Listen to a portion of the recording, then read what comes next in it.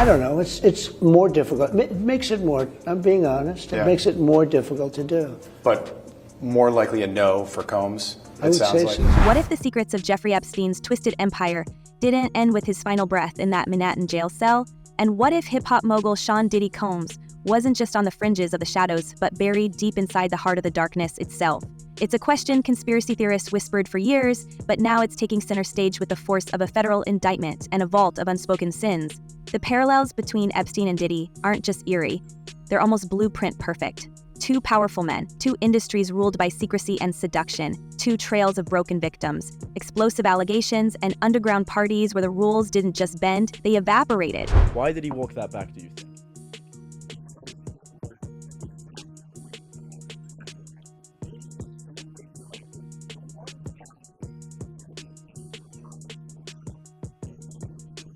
We've heard the phrases before: Epstein Island, freak-offs, client lists, blackmail tapes. But what if they're not separate chapters? What if they're the same story told with different backdrops? Both men curated fantasy worlds for the ultra-wealthy. Behind velvet ropes and glass penthouses, the public personas of glamour masked something grimier: coercion, surveillance, leverage.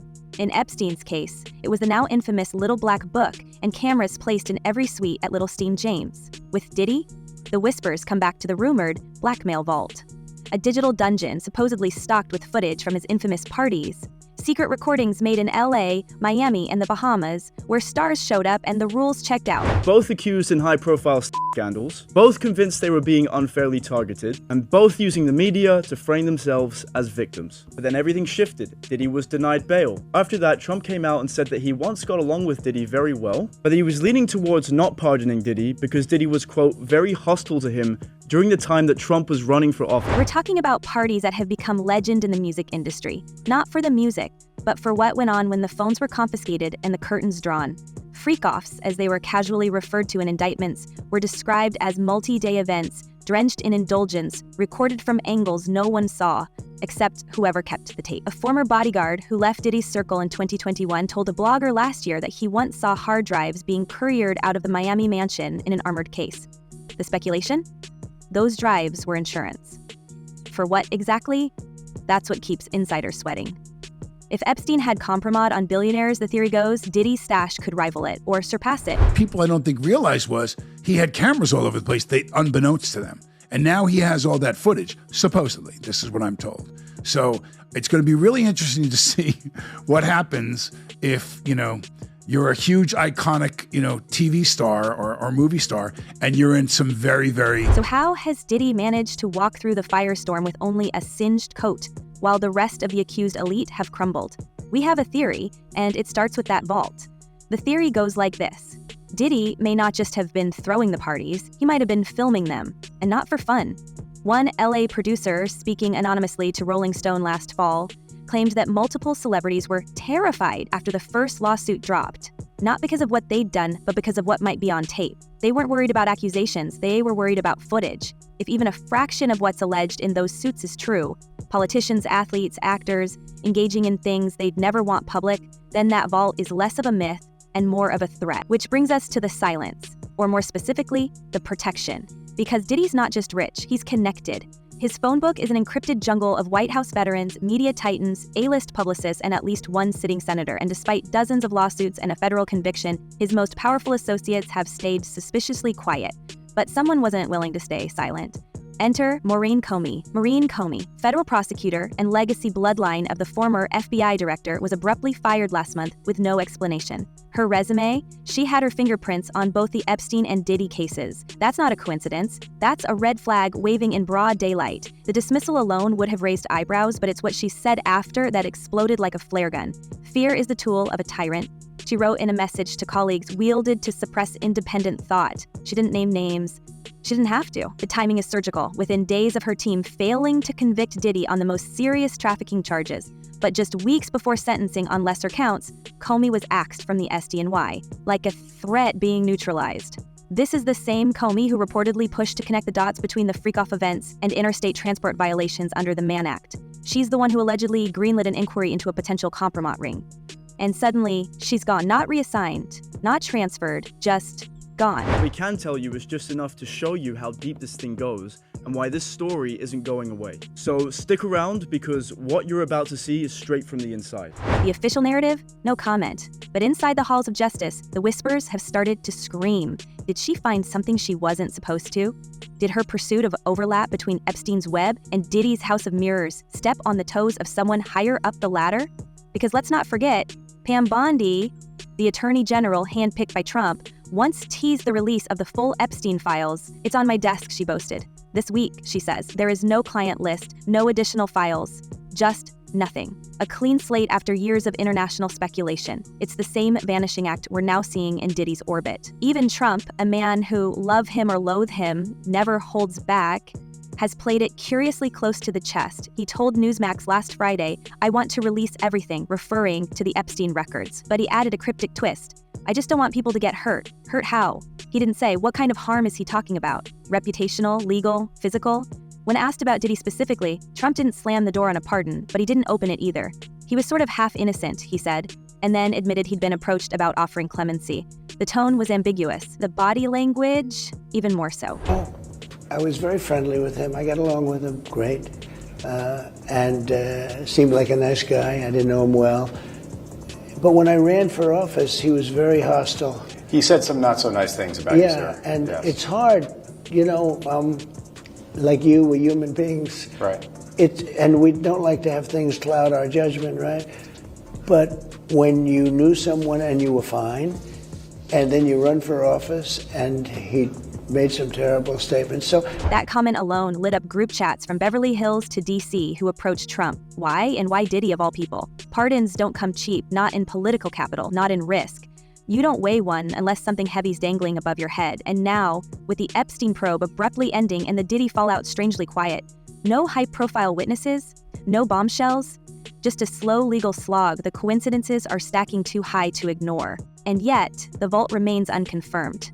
No search warrant has yielded its location, no indictment has referenced its contents, but almost everyone agrees it exists. A former music exec told Variety that she once overheard a Bad Boy Records assistant say, "If the vault leaks, everyone's done."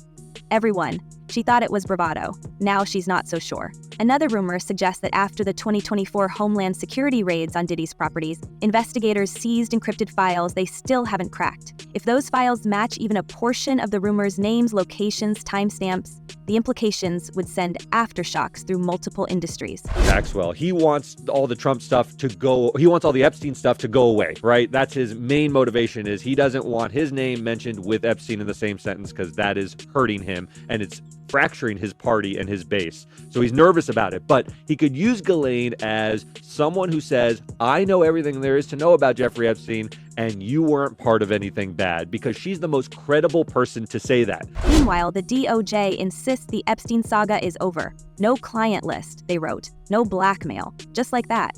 But in that very same memo, a link to Epstein's jail cell footage, with over a minute mysteriously missing. A minute that's lost every night according to the prison's old software. Convenient. Too convenient.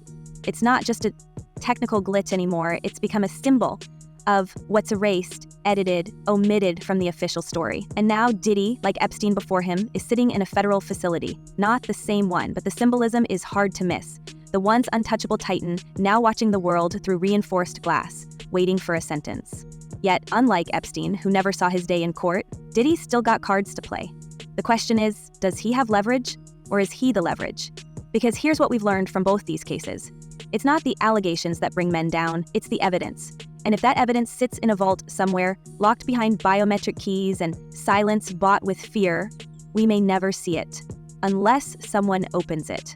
Or unless someone already has. Diddy can't stand you, Mr. President. He was once nice to you, he's turned on you, and he doesn't deserve a favor from you, who he worked actively to stop. And yet, hovering above all of this, the raids, the vault, the missing footage, is a question too uncomfortable for most to say out loud. Why does Donald Trump keep dancing around Diddy's name like it's radioactive? This is a man who pardoned allies with felony records like they were weekend favors. But when asked directly about Combs, Trump muttered something about him being sort of half innocent, then admitted it makes it more difficult to do. Difficult because of Diddy's past political shade? Or difficult because there's something in that vault with his name on it? Trump once partied with Diddy, smiled for cameras, exchanged words of admiration. That's public record. But in this era of weaponized footage and vanishing prosecutors, admiration can turn into ammo fast. If Diddy really kept a digital blackmail library, and if it stretches back 2 decades, as some insiders claim, it's hard to imagine he didn't capture more than just celebrities doing things they'd rather forget. We're talking moguls, billionaires, international figures whose reputations hinge on discretion. The theory goes that these weren't just wild parties. They were chessboards. The freak-offs weren't spontaneous indulgence. They were production sets, lit with care, filmed from angles. Participants were allegedly unaware they were being recorded until they weren't. And by then, the footage had already become leverage. To not be involved with a famous singer, to not come out, here's the price. And that they're just selling to the individuals that are in those. This is what I heard. They're selling those videos. So if you're Tommy X, and Tommy X is a big, big movie star, and he was at some of the Diddy parties, he was in one of those bedrooms with 3 other men, and he's happily married to a woman, and blah. Tommy doesn't want that video to come out. That's the darker undercurrent here. These elite gatherings weren't just for thrill-seeking. They may have been about power consolidation, influence extraction, insurance policies crafted in high definition. What better way to secure loyalty than by holding someone's darkest secret on a hard drive? It's what made the Epstein files such a source of public obsession, not just the horror, but the potential fallout. And if Diddy borrowed from that same playbook, or worse, expanded it, then the vault isn't just a smoking gun, it's a nuclear briefcase. Former party staffers have described these gatherings in disturbing detail, allegedly stripped of their phones, made to sign multi-page NDA agreements on the spot. Guests were chauffeured to locations in Miami, LA, or private islands where they were plied with mystery drinks, told to relax, and introduced to strangers whose names never got exchanged. Some attendees, according to civil filings, claimed they were promised stardom. Others say they were told it was just a vibe session. But behind the walls, surveillance-grade cameras, audio mics hidden in planters, backup drives in the basement, and one longtime employee who left just before the 2024 raids told a podcast host that Diddy's real studio was never about music. It was for control. Look at Diddy, for instance. Let's take a look at him. Let's take a look at, he has videos. He has videos of the parties. Now, what I've heard, which I don't know how much of it is in mainstream media, I don't really follow the story that much, but what I've heard from friends that are attorneys, friends of mine that have represented me before, agents and so on, is there's a bidding war going on. And if control was the goal, then the system worked? Why else has no major name outside of Combs fallen with him? Why have the countless lawsuits, some from high-profile figures under pseudonyms, failed to trigger broader probes? We watched the Epstein network collapse only after he was removed from the board, and even then we never saw the full list. Are we witnessing the same strategy again? Let one man fall, burn his image, but keep the machine alive. It's no coincidence that Pam Bondi, the Trump-appointed Attorney General, reversed herself so dramatically on the Epstein files. Earlier this year, she boldly claimed they were on her desk. Then, this week, she insisted they never existed. There is no client list, she said flatly, as if 4 years of speculation and testimony had been a group hallucination. The backlash was instant, from both sides, but Bondi didn't flinch. It was as if the memo had been pre-written. No names, no blackmail, nothing to see. Unfortunately, we're all going to take a disgusting trip to his seedy, awful world. You know, the man has no class. He has no kindness in his dark, dark heart. And he's depraved. That's my opinion. This is a depraved, disgusting individual about whom I wish to hear nothing after this trial is done. We're supposed to believe that all the billionaires, executives, and politicians who crossed paths with Epstein simply attended networking luncheons. Just as we're now being told that the dozens of celebrities who showed up at Diddy's so-called freak-offs were just enjoying cocktails and karaoke. Never mind that both men were accused of recording everything. Never mind that both had long trails of civil and criminal filings behind them. Never mind the sealed depositions, the gag orders, the last-minute settlements. Somehow, both stories end the same way, with no one else going down. And it's not just about the past, it's about what's still coming. Diddy's October sentencing looms, and with it, new fears from those who once ran in his inner circle. What if he flips? What if the vault, real or not, becomes a bargaining chip? What if someone high up decides that silence is no longer guaranteed? One entertainment attorney told us anonymously, people are panicking, their execs deleting emails from 2004, agents are rewriting contracts. Some of these cases go back to when Diddy was still throwing parties with Epstein in the Hollywood Hills. It's not just a scandal, it's a network, a system of power that's immune to headlines. When Maureen Comey was fired, it wasn't just a personnel change, it sent a message that prosecutors digging too deep into the overlap between entertainment and elite protection get erased. That careers, even those built on taking down Epstein and Maxwell, can vanish with no explanation. Comey warned in her farewell message, do not let fear seep into the decisions of those who remain. But from what we're seeing, fear has already taken root. I'm sorry, I'm just like really, I'm in this moment right now. This is crazy. Sorry. People don't really know how much what it does to you when something that you love is taken from you and thrown away like it don't even matter, and then they move on with their lives and you're stuck. You're stuck. During those years, you're still stuck 21 years later. There's a pattern we've seen before, and it's starting to look less like coincidence and more like choreography. Remember that eerie, unexplained 1-minute gap in the surveillance footage from Epstein's cell the night he allegedly took his own life? The minute that just happened to vanish, right when the world needed answers the most. Authorities brushed it off as a routine system error, outdated software, glitchy hardware, some boilerplate excuse about nightly resets. But here's the thing, that exact kind of digital vanishing act has started to shadow the Diddy saga too.